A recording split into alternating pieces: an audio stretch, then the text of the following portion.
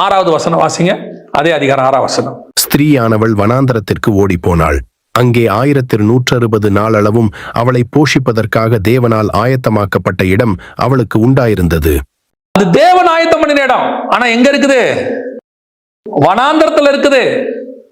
தேவன் உங்களுக்கு போஷிக்கிறதுக்கு, பாதுகாக்கிறதுக்கு ஒரு இடத்தை உண்டு பண்ணாரு. உங்களை கொண்டாந்து பத்திரமா வைக்கிறதுக்கு கத்தர் ஒரு இடத்தை உண்டு பண்ணாரு. அந்த இடம் எங்க இருக்கு? வனாந்தரத்துல இருக்கு, ஊருக்குள்ள இல்ல. எனக்கு கத்தர் சொல்லும் போதெல்லாம் ஆச்சரியமா இருக்கும். ஆபிரகாமை கூப்பிடும் போதும் சரி, அல்லது வந்துட்டு யாக்கோபை கூப்பிடும் போதும் சரி, அல்லது எலியாவை சொல்லும் போதும் சரி, அல்லது யோவான் சொல்லும் போதும் சரி, எல்லாத்தையும் எடுத்து பாருங்க. உலகம் ஏற்றுக்கொள்ள முடியாத ஒரு இடத்துக்கு தான் கூட்டிட்டு போறாரு. ஏற்றுக்கொள்ள முடியாததுக்கு கூட்டு போறாரு. அங்க வச்சுதான் அவங்கள போஷிக்கப்படத்தக்கதாக. நம்ம பொதுவா போஷிக்கிறவங்களை என்ன போஷிப்போம்? இப்ப நீங்க வர வெளியில, ஊருக்கு வெளியில ஒரு ஆள் ஒருத்தர் உட்காந்துருக்காரு. நீங்க ரொம்ப அன்பாயிட்டீங்க. ஐயோ பாவம், சாப்பாடு கொடுன்னு நினைக்கிறீங்க. அவர் எங்க கூட்டிட்டு வருவீங்க? சாப்பாடு கொடுக்க வீட்டுக்கு கூட்டிட்டு வருவோம். அதான் ப்ரொசீஜர். இப்ப இருக்க ஹோட்டல்ல கொண்டு போய் வாங்கி கொடுத்துருவாங்க. ஒரு காலத்துல ஹோட்டல் இல்லாதவங்க பொதுவா எங்க கூட்டு போவாங்க? வீட்டுக்கு கூட்டு வந்து வீட்டு வாசல உட்கார வச்சு, ஏமா சாப்பாடு கொடுங்க, பாவம் அவர் பசியா இருக்கிறாரு. அப்பெல்லாம் ஹோட்டல் ரொம்ப கிடையாது. அப்போ வீட்டுக்கு கூட்டு வருவோம், வெளியே இருந்து உள்ள கூட்டு வருவோம். ஆனா இவரு போஷிக்கப்படுறதுக்கு என்ன செய்யறாரு? உள்ள இருந்து வெளியே கூட்டு போறாரு. போஷிக்கப்படத்தக்கதாக வனாந்தரத்தில் ஆயுதம் பண்ணு. ஏன் ஆண்டவர் அங்க கூட்டிட்டு போறாரு? உன்னை கொண்டு போய் கத்தர் போஷிக்கிறது இவங்களை விட்டு வேறு விரிச்சு டிஃபரன்ஷியேட் பண்ணி. ஏன் நீங்களும் நானும் இங்க இருக்கோம்? உலகத்தின் பார்வைக்கு இது வனாந்தரம், உலகத்தின் பார்வைக்கு தனிமைப்படுத்தப்பட்ட இடம், உலகத்தின் பார்வைக்கு காடு. என்ன வேணாலும் சொல்லட்டும். இங்க மனுஷன் இருப்பானா? இப்ப கூட பரவாயில்ல, சுத்தி ஒரு 4 வீடு வந்துருச்சு. நாங்கள் வரும்போது இங்க என்ன கிடையாது? ஒரே ஒரு வீடு கூட கிடையாது. அப்படித்தான் இங்க வந்தோம். ஆனால் இங்கேதான் கர்த்தர் போஷிப்பை உண்டாக்கினார். இங்கேதான். ஆனா என்ன செய்யும் பிசாசு தெரியுமா? இங்க வந்து வெள்ளத்தை ஊத்தும். இங்க வந்து என்ன செய்யும்? வாயை திறந்து வெள்ளத்தை ஊத்தும், ஜனங்களை அனுப்புவோம். அந்த ஜனங்கள் எதற்கான ஜனங்களா இருப்பாங்க தெரியுமா? ஸ்திரீயானவளை கொன்று போகும்படி. அப்படிதான் இருக்கு. 15 வாசிங்க. 15. அப்பொழுது அந்த ஸ்திரீயை வெள்ளங்கொண்டு போகும்படிக்கு பாம்பானது தன் வாயிலிருந்து ஒரு நதி போன்ற வெள்ளத்தை அவளுக்கு பின்னாக ஊற்றிவிட்டது. அப்ப என்ன பண்ணுச்சான்? ஸ்திரீயை கொண்டு போறதுக்கு ஜனங்களை அனுப்பிச்சான். கர்த்தர் கொண்டு போய் வனாந்தரத்துல வச்சு போஷிக்கிறாரா? பிசாசு என்ன பண்ணுதா? பின்னாடி இந்த ஆட்களை அனுப்புதா. அங்கிருந்து கூட்டிட்டு போயிரு. ஸ்திரீயானவளை வெள்ளம் கொண்டு போகும்படி. இங்கதான் நீங்களும் நானும் அந்த டிஃபரன்ஷியேட் உள்ள ஜனங்க.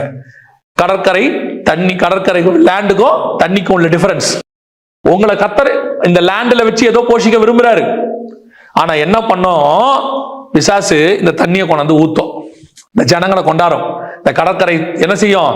கடற்கரை கடல்ல இருந்து தண்ணியை ஜனங்களை கொண்டாந்து இவங்களை கொண்டு போகும்படி. ரொம்ப வசனத்தை வாசிக்கும் போது உன்னத பாட்டில் ஒரு வசனம் இருக்கு.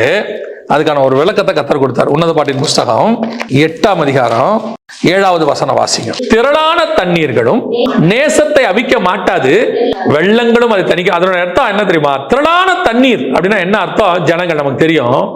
திரளான ஜனங்களுடையதான காரியம் எனக்கு கர்த்தர் மேல இருக்கிற நேசத்தை என்ன செய்யாது? அவிக்க மாட்டாது. அது என் மேல வச்ச திட்டம். யார் சொன்னாலும் கேட்க மாட்டேன். அதாவது நமக்கு எப்பவுமே பிசாசு என்ன செய்வான்னு கேட்டீங்கன்னா, உபத்திரவத்துக்கு ஆட்களை மட்டும் அனுப்ப மாட்டான். தேவனுடைய திட்டத்தை விட்டு வழி விலகிறதுக்கு உபத்திரவப்படுத்துற ஆட்களை மட்டும் என்ன செய்ய மாட்டான்? அனுப்ப மாட்டான். அந்த வசனம் திருப்பி வாசிங்க. திரளான தண்ணீர்களும் நேசத்தை அவிக்க மாட்டாது, வெள்ளங்களும். வெள்ளங்கிறது என்னது? உபத்திரவம். வெளிப்படத்துல வாசிச்சோம் இல்லையா? வெள்ளங்கிறது உபத்திரவம். அப்ப பிசாசு என்ன பண்ணுவான்? ஒரு பக்கம் உங்களை பாசிட்டிவா அந்த அழைப்புல தூக்கிட்டு போய் வெளியே ட்ரை பண்ணுவான். ஒரு பக்கம் பிசாசு உங்களை உபத்திரவம் கொடுத்து அங்க தூக்கிட்டு போய் ட்ரை பண்ணுவான். இப்போ பவுல் வந்து எருசலேமுக்கு போகணும், சரியா? எருசலேமுக்கு போனா பவுல் பெரிய கிரியை செய்யணும். ஏன்னா ஆண்டவர் சொல்றாரு எருசலேம் பவுல் போகணும், காட்ஸ் பிளான். ஆனா ஒரு கூட்டம் என்ன பண்ணுச்சான்? அழுது அவனை போக விடாம என்ன பண்ணுச்சான்? போக விடாம அழுது, நீங்க நேரிடக்கூடாது, நீ போக. அவன் சொல்றான், நீங்கள் ஏன் அழுது என்னை கலங்க பண்ணுகிறீர்கள்? அப்படின்னா இவங்களாம் என்ன பண்ணல? சண்டை போடல. பிசாசு எப்பவுமே என்ன பண்ணுவான்? உபத்திரவப்படுத்துறது வேற. ஒரு ஊருக்குள்ள பவுல் போறாரு, சம்மாடி அடிச்சிட்டாங்க. சாக பிழைக்க விழுந்துட்டாரு கீழே, செத்துட்டாருன்னு நினைச்சிட்டாங்க. கர்த்தர் சொல்றாரு, நீ போ, இந்த பட்டணத்தில் எனக்கு அநேகர் உண்டு. பவுல் எழுந்து பிரசங்கம் பண்ணினான். அப்படின்னா என்ன அர்த்தம்? ஊருக்குள்ள வர விடாம, தேவதத்தை செய்ய விடாம உபத்திரவம் பண்ணி தடுக்கிறதுன்னு ஒண்ணு இருக்கு. இன்னொன்னு இருக்கு, சாஃப்டா பேசி, பாசிட்டிவா பேசி, அன்பா பேசி காட்ஸ் பிளான்ல இருந்து வழிகளை பண்றது. உங்களுக்கு புரியுதா? இப்போ கர்த்தர் யோசேப்பை பார்த்து சொன்னாரு, சகோதரர்கள் உன்னை வணங்குவார்கள்னு சொல்லி. இவர் மறுநாள் யோசேப் பார்க்க போறாரு, அவர் அடிச்சது யாரு? சகோதரர்கள். இப்ப காட்ஸ் பிளானுக்கு அகைன்ஸ்டா நடக்குது, கரெக்ட் தானே? ஆனா அடிச்சதெல்லாம் யாரு? சகோதரர்கள். அடி தூக்கி போட்டு மிதிச்சிட்டா. இது உபத்திரவப்படுத்தி உங்களை அந்த பிளான் விட்டு ஒதுக்கிறதுக்கு அவன் ட்ரை பண்றது. சரி, நாங்க எகிப்துக்கு போயாச்சு, அங்க போனா போர்த்திபார் வீட்டுக்கு போயாச்சு. இப்போ பிரச்சனை நெகட்டிவ் இல்ல, அடிக்க உதைக்கிறது இல்ல, போர்த்திபார் மனைவியுடைய அன்பு. அந்த அம்மா ரொம்ப பாசமா இருக்குது. எப்படி இருக்குது? ரொம்ப பாசம். இதுவும் காட்ஸ் பிளான் விட்டு வழி விலக பண்றது தான். அவனை அடிச்சு பார்த்தாங்க, இப்போ அன்புல வீழ்த்த பாக்குறாங்க. ரெண்டத்தையும் அவன் தாண்டான்ல, அங்கதான் அவன் வெட்டாந்தரைக்கும் தண்ணீருக்கும் உள்ள டிஃபரன்ஸ் வரும். உனக்கு என்ன வரும்? உன்னோட திட்டத்தை விட்டு உன்னை வழிவிலக பண்ணுகிற சமுத்திரம் பக்கத்திலே தான் இருக்கும். ஆனா கர்த்தர் திராணிக்கு மிஞ்சி சோதிக்கப்படுவது இல்லை, லிமிட்ல வச்சிருப்பாரு. ஆனா அந்த தண்ணி உன்னை மூழ்கி நீ சுனாமி உன்னை அடிச்சிட்டு போகாதபடி பார்த்துக்கணும். வெள்ளம் கொண்டு போகும்படி அப்படின்னா சுனாமின்னு அர்த்தம்.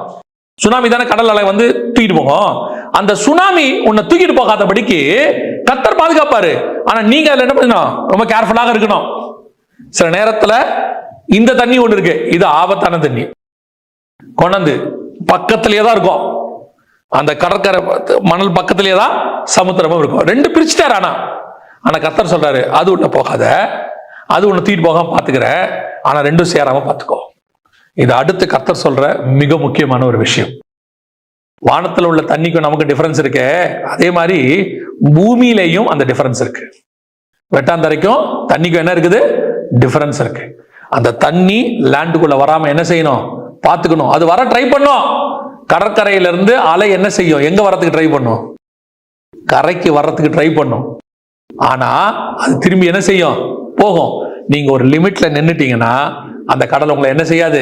உள்ள இழுத்துக்கிட்டு போகாது. சிலர்லாம் அட்வென்ச்சர் இருக்காங்க, போய்தான் பார்ப்போம், எனக்கு நீச்சல் தெரியும், எதுவும் என்ன செய்யாது, நான் ரொம்ப ஸ்ட்ராங் அப்படின்ட்டு உள்ள போவாங்க. ஒரு அலை இல்ல, ஒரு அலை அவங்களை என்ன பண்ணிடும்? எழுத்துட்டு உள்ள போயிடும். அதனாலதான் சில காரியங்களை கர்த்தர் சொல்வாரு, விலகி ஓடுங்களும் பாரு.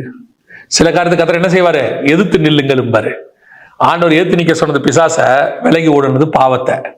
நம்மகிட்ட இருக்க பிரச்சனை என்னன்னா, பாவத்தை ஏத்து நிப்போம், பிசாசுக்கு விலகி ஓடுவோம், மாத்தி செய்வோம். பிசாசை எதிர்க்கணும், ஆனா பாவத்துக்கு என்ன பண்ணிடணும்? அங்க நமக்கு வீழ்ச்சி அடையிற மாதிரி இருக்குதா, எஸ்கேப் அப்படின்னு. அதான் நல்லது. இல்லைன்னா உன் தரிசனத்துல இருந்து என்ன பண்ணிடும்? அந்த தண்ணி உன்னை வெட்டாத்துல அப்படியே இழுத்துட்டு போகும். எல்லாருக்கும் இது நடக்கும். ஆபிரகாமுக்கு நடந்துச்சு, ஈசாக்கு அப்படி ஒரு காரியம் நடந்தது. அதே மாதிரி யாக்கோபுக்கு நடக்கும், மோசேக்கு நடக்கும், எல்லாருக்கும் நடக்கும். ஆனா ரொம்ப கேர்ஃபுல்லா இருந்துக்கணும். இந்த தண்ணி உங்களுக்கு கொண்டு போகாதபடி என்ன செய்யணும்? ரொம்ப பத்திரமா பார்த்துக்கணும். ஆனா பக்கத்துல இருக்கும், உங்க கண்ணுக்கு முன்னாடி தான் இருக்கும். நிறைய பேர் என்ன நினைக்கிறாங்க அப்படின்னு கேட்டா, அந்த தண்ணி எல்லாம் தூக்கிட்டா என்ன ஆகும்? வெறும் லேண்டாவே இருந்தா ஒரு பிரச்சனை இல்லைல்ல. ஆண்டவர் சொல்றாரு, அது ஒரு பார்ட் உன் லைஃப்ல. அந்த தண்ணி ஒரு பார்ட், அது அங்கதான் இருக்கும். ஆனா உன்னை தூக்கிட்டு போகாதபடிக்கு நான் அதுக்கு கட்டளை கொடுக்கல. நீ உள்ள போய் மாட்டிக்காத.